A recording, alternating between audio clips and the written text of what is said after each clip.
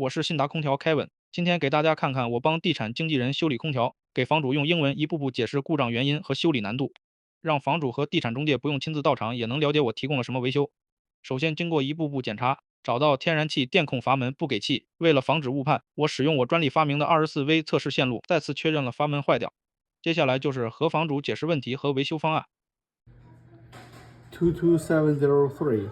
So when they give power to this valve doesn't open to supply gas. So this is the problem. We need to replace this one. Okay, I first need to go to the AC supply to find this one and take down everything here to put it back. Okay, I need to take that down. I need to take down everything here and then put it back. It's a lot of work. 22703. So right now the heating is working. We replaced the new valve. Okay. This is the old one. This is the new one. Right now the fire is on.